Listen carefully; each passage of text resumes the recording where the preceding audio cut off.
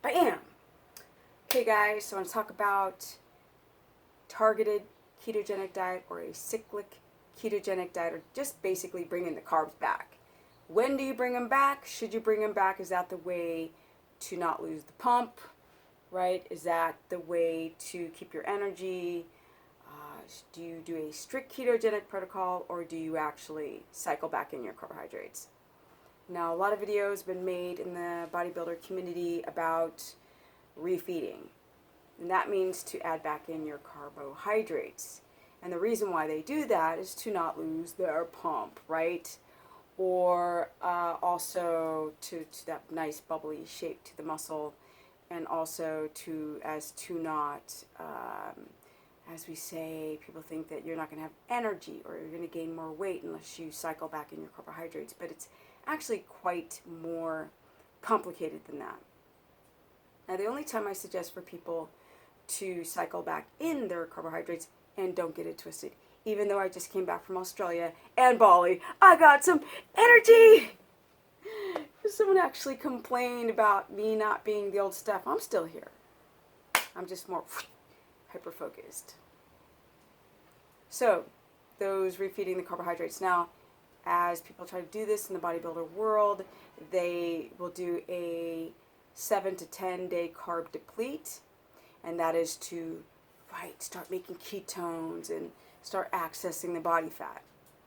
And then on the weekends you refeed, right? Because if you go too long without eating carbohydrates, people are afraid of being catabolic. But what they don't understand, and in that 7 to 10 days of dropping their carbohydrates down, you produce ketones, but they are unviable. Your body does not know how to use them. It doesn't. People don't understand it. It's a big process to go from breaking down ketone bodies and getting them into the Krebs cycle and deferring away from glucose. That reaction, that physical reaction, is not an easy one. It takes time because the brain is completely addicted to the glucose. So even though you produce ketones, they become wasted and not used and then end up in your urine.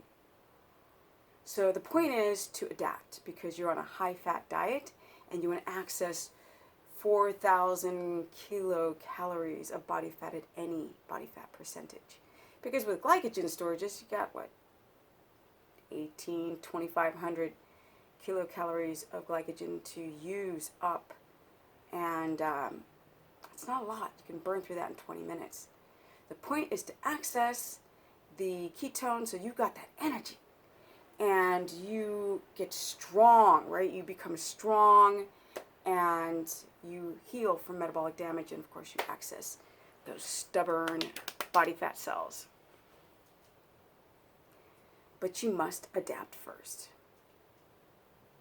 And by reintroducing back in those carbohydrates, the brain goes, well, I was trying to use those ketones, but frack that, I'm going to go right back to the carbs and to gluconeogenesis, which is breaking down the amino acids to use in the brain, because it's addicted to glucose. And we have such stressful lives, and we're always stimulated via our adrenals. Your body does not connect to the circadian rhythm. Cortisol's too high, and that's what's preventing you from using those viable ketones. Of course, macros and infection and other things can also block your keto adaptation. But once you reintroduce back those carbs, your body went from trying to use ketones to forget about it. So the weight loss on the scale tends to be water and muscle, because you don't adapt in a week or in 10 days. And then once you reintroduce back those carbohydrates, the body goes bananas. People develop food disorders from depleting, repleting. They just can't stop eating starchy carbohydrates because the brain is like, I haven't been in ketosis for 10 days and now I'm going crazy to get more glucose in. Hey guys, I'm writing a book, the Ultimate Keto Book. There's only one version. These books out there that tell you there's different versions, there isn't.